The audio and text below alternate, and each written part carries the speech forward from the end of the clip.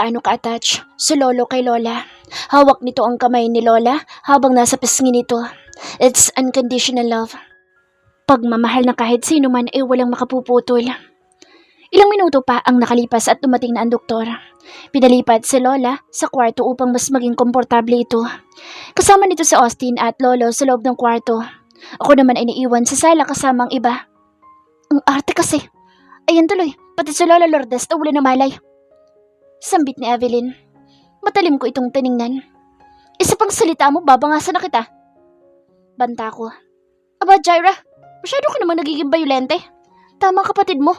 Ikaw ang punot dulo nito kaya nagkaganyan ang nangyari. Sabi ni Mommy. Talagang kinampihan pa niya ang hilaw niyang anak. Enough! Si Austin iyon na nagsalita na kalalabas lang ng kwarto. Kung hindi kayo naggugulo, edi sana'y walang ganitong pangyayari. Pwede ba umalis na nga kayo? Hindi namin kailangan ng mga taong katulad niyo rito. Lumapit sa akin si Austin and comfort me. Lola is fine. Bulong nito sa akin. Niyakap ko ito ng mahigpit. Tumango lang ako sa kanya habang nakahiga ang aking ulo sa kanyang dibdib. Huwag kang mag-alala. Minsan talaga, sinusumpong ng pagkahimatay si Lola. Sana kasi hindi ko na sila pinatulan. It's not your fault. Sila nagsimula ng usapan na ganoon. Hinimas na Austin ang likuran ko. Mamaya, makakausap na natin si Lola. Bumalik na muna tayo sa bahay para makapagpahinga ka, okay? Inalis ko ang pagkakayakap ko kay Austin at sinundan itong palabas ng mansyon. Sa entrance ay nakasalubong namin si Demetrio at Carlos. Hindi ko na hinarap ang mga ito pero hinintuan sila ni Austin. Sa susunod na kantiin niyo pang asawa ko. Mananagot kayo. Hindi niyo maiisip kung pwede kong gawin sa inyo. Banta ni Austin sa kanila. Hindi umimik ang mga ito at tinitigan lang kami ni Austin habang papalayo sa kanila. Mahigpit ang hawak sa kamay ko ni Austin. Ramdam ko ang suporta at pagpoprotekta nito sa akin. Thank you. Mahina sambit ko. Naglalakad kami papunta sa bahay. Napanatag na ako nang sabihin ng doktor na maayos na si Lola. Nahimatay ito dahil sa stress at dahil na rin sa katandaan. Nakita ko kung gaanong mag-alala si Lolo kay Lola. Parang walang tao sa paligid nila bukod sa kanilang dalawa. Uncle wants to provoke Jaira at may hidden meaning ito sa mga sinasabi niya about my wife. Nararespeto ko pa din siya dahil isa siya sa aking pamilya pero hindi ko hayaan na bastusin niyang asawa ko sa harap namin. Ayaw ko na rin gumawa ng gulo dahil iniisip ko si Jaira. Buntis ito at hindi maganda kung bibigyan ko pa ito ng alalahanin. Mas magandang iwasan na lang ang mga toxic na tao kaysa patulan mo. Tama nga siguro sinasabi ni Jaira na may kakaibang close na si Uncle Demetrio at Tito Damian. Napaisip din ako kung bakit kailangan pa nilang banggitin na nakaraan. Sa nakita ko ekspresyon ng mukha ni Tito Damian at mommy ni Jaira, parang hindi apektado ang mga ito. Dapat na sigurong tutukan ko ito. Mas pinapatunayan lang nila na guilty sila 5 years ago para paulit-ulit iyong ibalik at sabihin kay Jaira. Sabi ko sa aking isip. Habang nakahiga katabi si Jaira, hinahaplos ko ang buhok nito tinititigan. Me love, I'm willing to help. Just tell me kung ano ba talaga nangyari at anong ebidensya na hawak mo. Mahinang bulong ko kay Jaira. Tiningnan ako nito at alam kong willing na siyang mag-confess at kung ano bang alam niya sa nangyari 5 years ago. You can't hide everything, Jaira. Para mapatunayan ko sa'yo na wala talaga akong kasalanan, lahat gagawin ko. Para lang makuha mo at ng daddy mo ang hustisya na kailangan nyo. Hindi mo kailangan na humingi ng tulong sa iba dahil ako, kaya kong gawin ang lahat. Austin, komplikado ang lahat. I know minsan napag-isipan na kita ng masama pero nagbago yun kasi little by little nakikilala kita. Hindi kayang tapatan ng kahit na anumang halagang prinsipyo at pagkatao mo. Gusto ko lang na mag-open up ka sa akin. Yun lang. I will not judge you or a father-in-law. Napabuntong hininga ito at seryosong nakatingin sa akin. Senyales ng kanyang pagtango ay ang pag-oo na sabihin sa akin ang kanyang nalalaman. Ang ebidensya na hawak ko, yun ang original plan ng tulay. Pero hindi naman sapat na ebidensya iyon para maipakulong ko si Damian at Demetrio. Si Uncle Raymond, alam niya na walang kasalanan si Daddy sa nangyari 5 years ago. Wala lang siyang magawa dahil wala kami matibay na ebidensya. Bukod pa doon, mas makapangyarihan sila noon kesa sa amin. Paliwanag dito. May mga hawak kayong papeles na pinapalabas na si Daddy ang nangurakot sa pera. Tinipid ang materyales at nagbago ng plano para mabilisan na magawa ang tulay. Ang magkakasama noon sa project na iyan ay sina Demetrio, Damian, Engineer Abad at ang daddy ko. Ginusto ko na makapasok sa kumpanya niyo para mabilis na makahanap ng ebidensya. Si Engineer Abad, alam ko na may alam ito pero naghahanap ako ng tiyempo para kausapin siya. Bukod pa doon, hindi ko alam kung papanig siya sa akin at idiin ang mga taong totoong may sala. Napapaisip ako sa mga sinasabi ni Jara. Posible kaya na ang kumpanya ko talaga may kasalanan sa pagguho ng tulay? Nawalan ako ng pag-asa ng maparusahan si Tito Damian. Dahil nagpakasal sila ni Mommy. Biglaan ang lahat at hindi ko alam kung paano nangyari na may relasyon pala silang dalawa. Simula na lumipat kami sa mansyon ng mga Gonzales. Mas naging malapit na sa Mommy sa kanila. Napahinto sa pagkukwento si Jara at nakita ko na patulo na ang luha nito sa mata. Hindi ko napigilan na mag-alala. Don't cry. We can talk about it next time. Kung hindi ka komportableng pag-usapan. Sabi ko, ang pinakamalaking kasalanan sa akin ni Damian ay ang ilang beses na mutik na niya akong pagsamantalahan. Takot na takot ako, Austin. Walang gabi na nakakatulog ako na maayos dahil natatakot ako na baka isang gabi halayin niya ako. Sa sobrang takot ko, naglagay ako ng kutsilyo sa ulunan ko bilang self-defense. Isang araw gumising ako na hindi dapat ako matakot. Hindi palaging naaayod sa akin ang panahon. Ayoko mag-take chance sa bawat araw na magiging safe ako. Kumirot ang puso ko sa confession na iyon ni Jara. Bukod doon ay nakaramdam ako ng galit at pagkapuot kay Damian. Paano niya magagawa sa isang babaeng ito na para na niyang anak na pagsamantalahan niya? Bakit hindi ka nagsumbong sa mommy mo, Jara?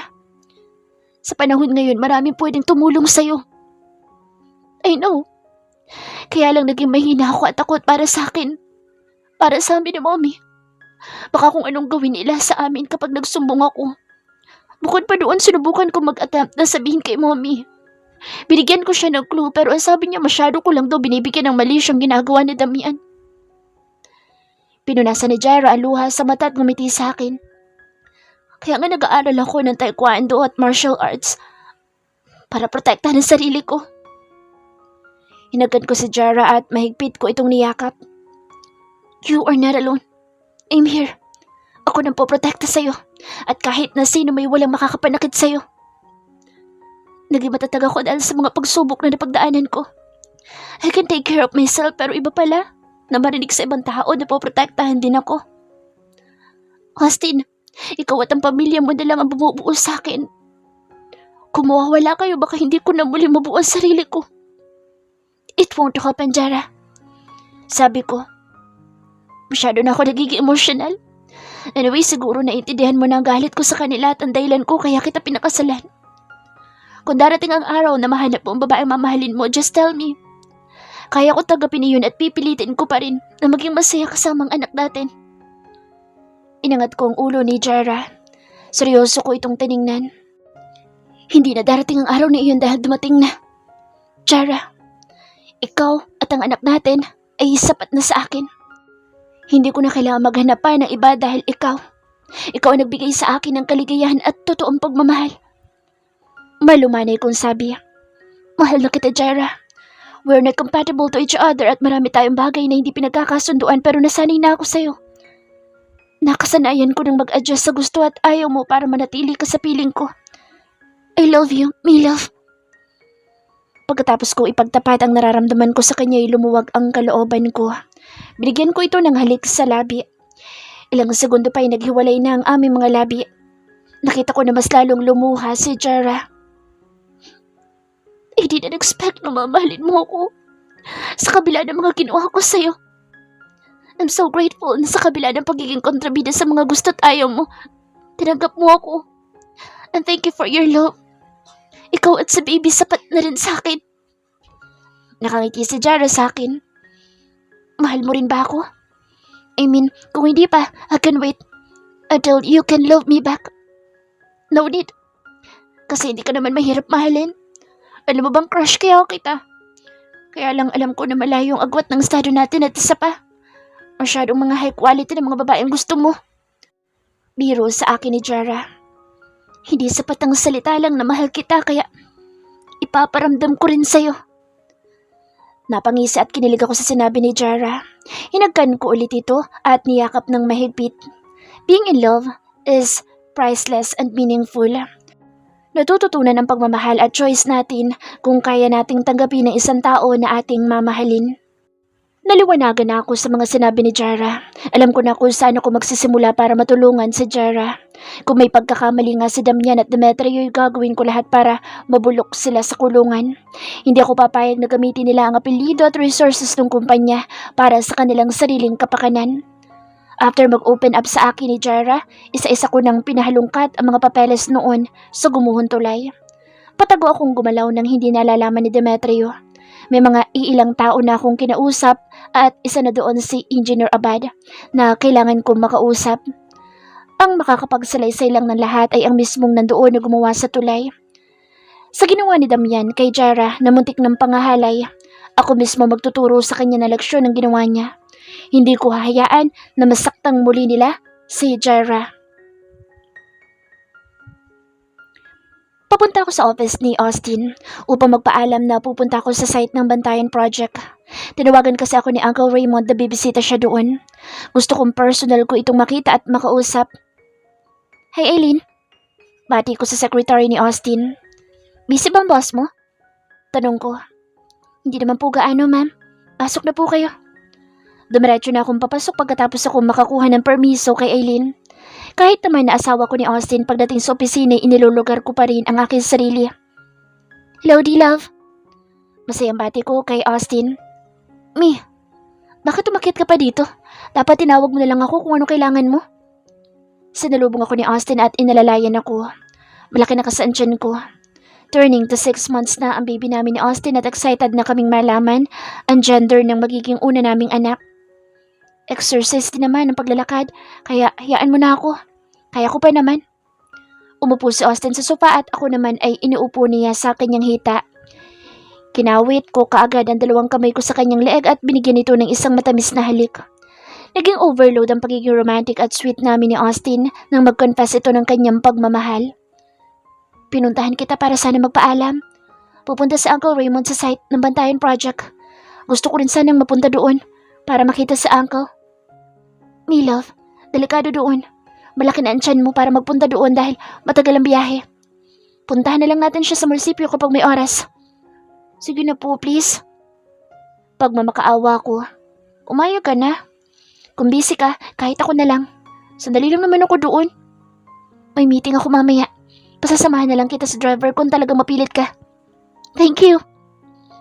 Napahinto kami ni Austin nang maramdaman ko na sumipa ang baby. Nagkatitigan pa kami ni Austin dahil hindi namin alam kung anong dapat na i-reaction namin. Hawak kasi niyan tiyan ko kaya alam ko na naramdaman din niya iyon. Sumipa na naman.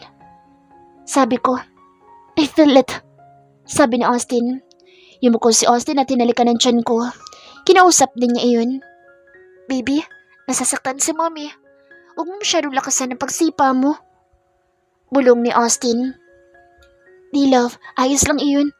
Nakikipaglaro lang din sa baby sa atin. I can't wait to see him or her.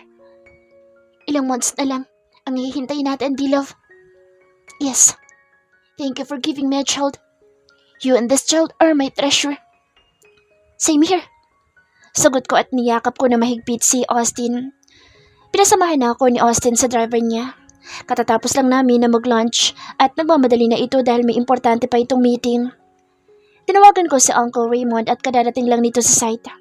Napapatingin ako sa aking orasan at almost 20 minutes pa bago makarating sa site. Papalapit pa lang kami sa location ay ang laki na ng pagbabago nito.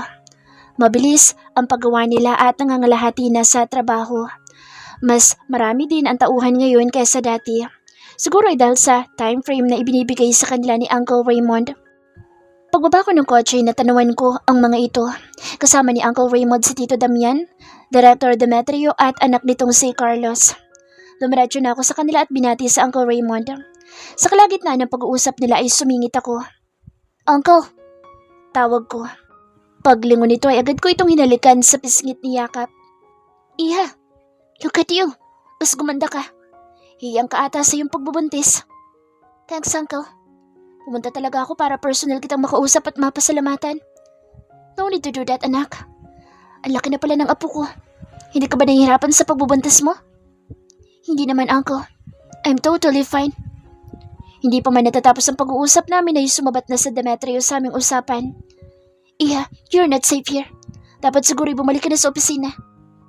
Sarkastiko sabi ni Demetrio. Alam kong pinapaalis niya ako at ayaw niya ako makasama. I will. Kaya lang mamaya na after ko makausap si Uncle Raymond.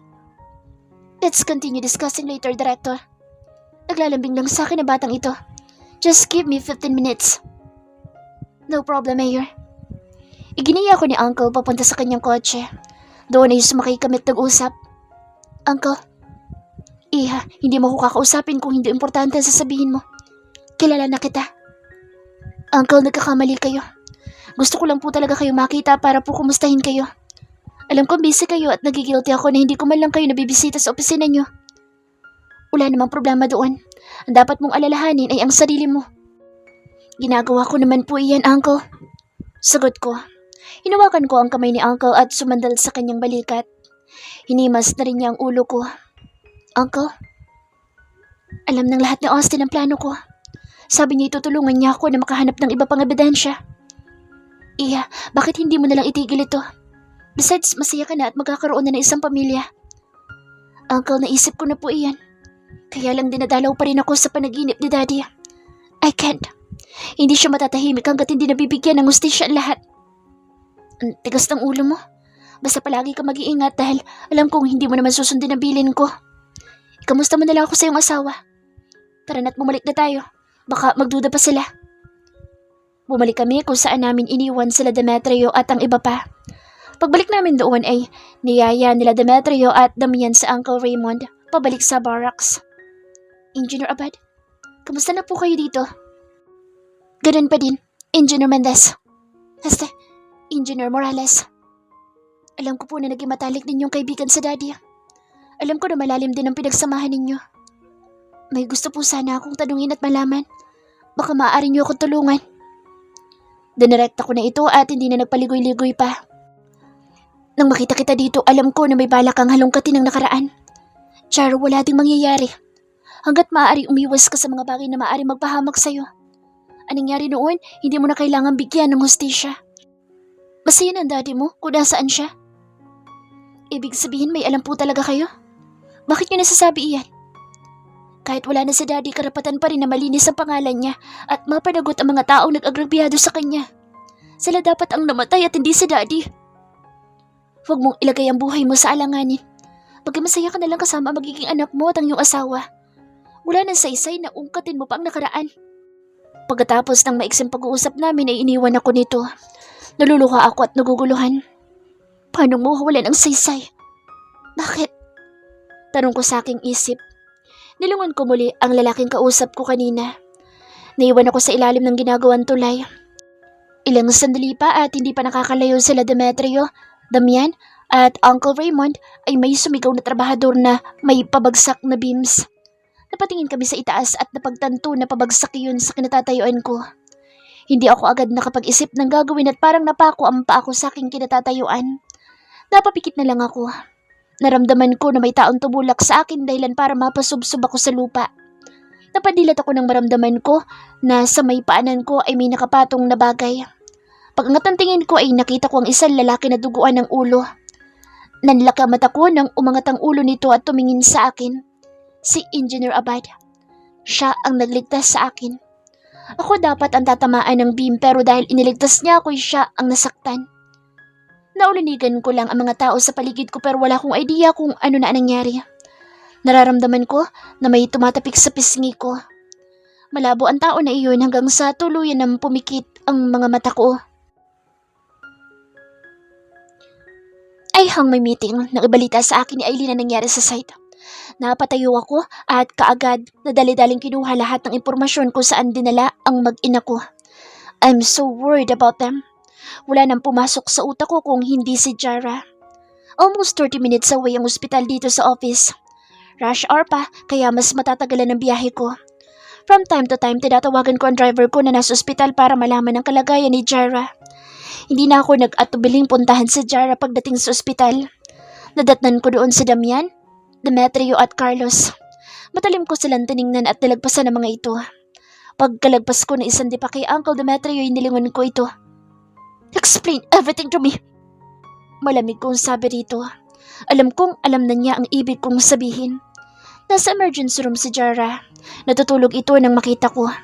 Nilapitan ko ito at mahigpit na hinawakan ng kamay. Hinalikan ko ito sa noo at hinimas ang kanyang tiyan. What would I do kung wala sila sa buhay ko? Hindi ko maisip na nagsisimula pa lang kaming bumuo ng pamilya ay magwawakas na lahat. I can't bear this.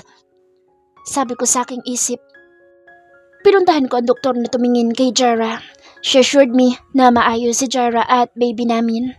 Kapag nagising na si Jara, maaari na itong umuwi.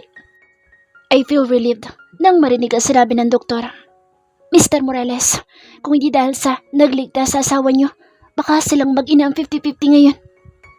What do you mean, Doc? Tanong ko. Nasa ICU ang nagligtas sa asawa niyo. Tumawa ang beam sa ulo nito at ngayon comatose ang pasyente. His Engineer Abad. Nagulat ako sa sinabi ng doktor. Nalumo ako na marinig ang masamang balitang iyon. Pagkatapos ng pag-uusap namin ni doktora, tinanong ko kung maaaring ilipat sa ospital si Engineer Abad. He risked her life para sa mag-ina ko. At kahit anong kailangan niya ibibigay ko. Walang kapalit ang ginawa nito pagtulong sa asawa at anak ko at habang buhay ko yung ipagpapasalamat sa kanya. Umalik ako sa emergency room upang bantayan si Jara. Mahimbing pa rin ang tulog nito. Nakakainis lang dahil sobrang nag-aalala na ako pero parang natutulog ito na wala man lang nangyari. Ang sarap talaga niyang matulog. Hawak ang kamay nito ay nagdarasal ako sa aking isipan. Sana ay maayos silang dalawa ng aking anak. Dahil kay Jara lang nakatuon lahat ng atensyon ko, hindi ko na malaya na katabi ko na ang isang lalaki. Si Uncle Demetrio. Gusto kang kausapin ng lolo mo. Inabot dito ang cellphone sa akin.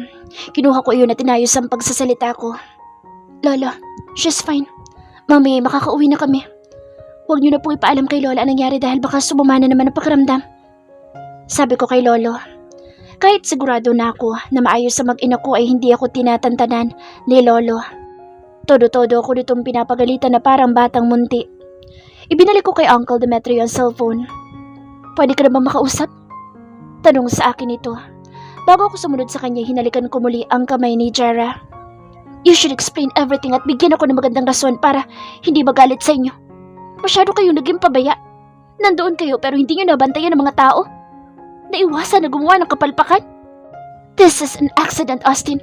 Alam mo naman, sa trabaho natin hindi maiwasan na ganyang pangyayari. Sino? Sinong trabahador na muntik nang pumatay sa asawa ko? Paangil kong tanong. After the incident, hinanap namin yung tao pero wala na ito. Tumakas siya at sinamantala na makaalis kagad ng magkagulo. Nag-background check na kami at fake address at name ang binigay ng trabahador. Kaya't hindi namin ito mahanap ngayon. Bakit ganun? Hindi ba't lahat ng manpower natin may 201 file tayo? Kumuha kami ng mga ilang tao. Isa ang trabahador na iyon na tagalabas. At ilang araw pala yung nagsisimula sa atin. So ganun-ganun na lang yun? Sarkastikong tanong ko. Nag-report na kami sa pulis at pinahanap ng tao. Ako na bahala sa usapin na ito. Dapat lang. Kapag hindi nyo nahanap ang taong iyon, magdasal na kayo kung anong pwede magawa ko sa inyo. Banta ko. Si Engineer Abad, ipapalipat ko na ospital malapit sa opisina. Tinawagan niyo na ba ang kamag-anak niya? Oo. Maya-maya nandito na ang kanyang asawa. Ipapaayos ko lahat ng papeles para mailipat sa magandang ospital si Engineer Abad. Naputol ang pag-uusap namin nang kausapin ako ng isang lalaki. Tauhan ni Uncle Raymond.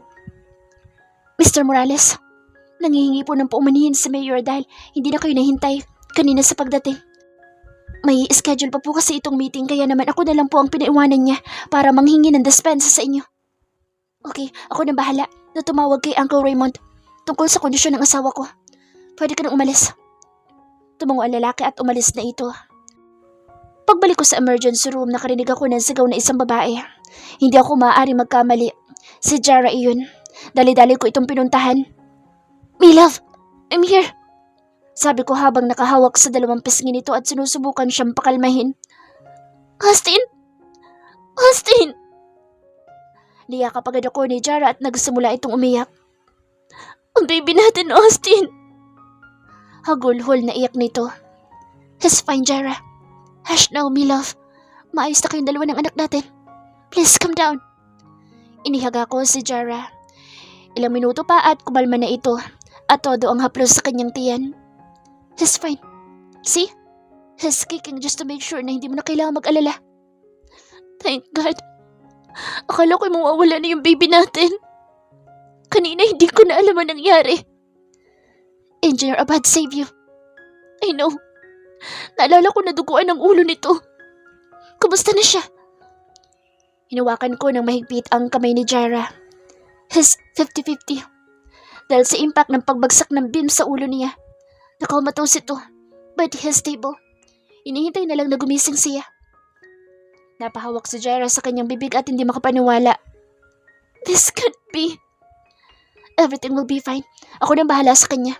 I will transfer him to the best hospital para magpagaling siya. Austin, gusto ko siyang makita. Not now, love. Baka ma-stress ka kapag nakita mo siya sa ganoong kondisyon. Please, Austin. Hindi matatahimik ang kalooban ko dahil alam ko may taong nasa peligro ngayon na dahil sa pagliligtas sa akin. Okay, pero mamaya na lang, after mong ma-discharge. Tumango lang ito at sinunod ang sinabi ko na magpahinga. Pinapunta ko rin ng doktor para muli siyang tingnan. Hello, Mommy Jaira. Bati sa akin ng doktor. You and your son is so lucky at hindi kayo na paanong mag-ina. What do you mean by son, doktora? Oh, hindi niyo pa ba alam ang gender ng baby niyo? Yes, doc. Hindi pa namin alam dahil next week pa ulit ang check-up and for ultrasound ko. I see. Well, I'm glad and excited to share some good news. Baby boy ang anak niyo. Tiningnan ako ni Jara at nginitian ko ito. Kanina, nang kinausap ako ng doktor, kinailangan nilang mag-urgent ultrasound para i-check si baby. Nakita din ito ang gender at ibinalita sa akin. Alam mo na din? Tanong sa akin ni Jara. Yes. Kanina lang nasabi ni doktora. Sagot ko. Tayo naman. Inis na sabi nito. Hinampas pa ako nito. Why? Hindi ko naman kasalanan na malaman ka agad. Besides, tulog ka rin kanina. Hinalikan ko si Jara sa labi habang nakatitig ito sa akin. Thank you for giving me a baby boy. Papaparami pa ang lahi ng mga Morales. Kung masaya ka, masaya na rin ako. Niyakap ako ni Jara sa bewang at inihiga ang ulo nito sa akin dibdib. I love you, D-Love. Paano na lang kung akong nasa kalagayan ni Engineer Abad? Mawawala na ako ng pagkakataon na sabihin kung gaano kita kamahal. Don't say that. Sabi ko't inilagay ang daliri sa labi ni Jara upang pigilan ito. Everything has a purpose. Lahat planado ni God. And I'm thankful na hindi kanya pinabayaan. Ilang oras pa yung naging maayos na si Jara. Pagkaubos ng gamot sa swero nito ay pinadischarge na ito. Nagaya itong puntahan si Engineer Abad sa ICU. Sa malaking salamin na bintana ay kita namin ang kabuuan ni Engineer Abad. Ang daming aparato na nakalagay sa kanya sa katawan. And right now, hangad ko ang mabilis niyang recovery. Napatingin kami sa isang babae. May edad na ito at umiiyak na nakatingin sa gawin ni Engineer Abad. Magandang gabi po, Mr. Lopez. Bati nito sa akin. Magandang gabi din po, Mrs. Abad. Ikinalulungkot ko nangyari at malaking pasasalamat ko dahil iniligtas niya ang aking asawa. Huwag kayo mag-alala at ililipat ko po ang asawa niyo sa magandang ospital. Kumpanya ko na rin po ang sasagot sa lahat ng gastusin. Babayaran ko rin ang bawat araw ng inyong asawa upang may panggastos din kayo. Salamat, Mr. Morales. Malaking tulong na po na kayo ang sumugod sa ospital bilang ng asawa ko. Masaya din po ako na makatulong ang asawa ko na mailigtas si Jara. Malakang utang na loob namin sa daddy niya. At kulang pa ang pagsagip ng asawa ko sa mag-inang iyan. Napatingin ako kay Jara. Kilala niyo ho ako? Gulat na tanong ni Jara. Oo naman, iha. Maliit ka pa noon na magkita tayo. Masaya ako na lumaki kang isang magandang babae. At alam ko na engineer ka na din ngayon. Masaya ako na natupad ni Adrian ang pangarap niya sa kanyang anak. Salamat po at pasensya na rin. Hindi ko ho kasi matandaan na nakakilala tayo pero simula po sa araw na ito itatandaan ko na po kayo. Kumusta na pala mami mo? Simula na mapangasawa niya si Damian, nawala na kami ng komunikasyon. Nabalitaan ko na nagpakasal pala ang dalawa. Ilang buwan pagkatapos mamatay ng daddy mo. Nagsimula na kami magtaka ni Jara sa mga sinasabi ng kaharap namin babae. Sa pagsasalita nito ay may alam siya. Pasensya na kayo't masyado ako naging madaldal. Hindi ko na dapat na paghimasukan ang buhay ng inyong pamilya. Gusto ko pong malaman kung gaano kayo ka-close sa pamilya namin. Sabi ni Jara. Paano po kayo nagkaroon ng utang na loob sa daddy ko? Tanong ni Jara. Sasagot na sana si Mrs. Abad nang marinig namin ang tunog ng aparato sa ICU. Ang ilang nurse at doktor ay nagpunta doon. Hindi kami makapasok sa loob kaya naman tinatanaw na lang namin ang nangyayari sa malaking salamin. Napaiyak na si Mrs. Abad at hindi na rin napigilan ni Jara na makisimpatya sa kanya. Niyakap nito ang babae upang bigyan ng suporta ito. Ang babaeng ito, hindi nag-iisip. Basta ma-comfort lang ang ibang tao. Buntis siya pero hindi aware sa kanyang ginagawa. Ilang minuto pa ay nagsilabasan ng mga nurse at doktor. Stable na muli ang kondisyon ni Engineer Abad. Mr. Morales, Iha, salamat sa inyo. Pwede na ho kayong umuwi. Ako na pumahala dito. Thank you, Mrs. Abad. Kailangan ko na rin iuwi ang asawa ko para makapagpahinga. Kapag nakalipat na sa Engineer Abad ang ospital, mas mapapadalas ang pagdalaw namin sa kanya ni Jara.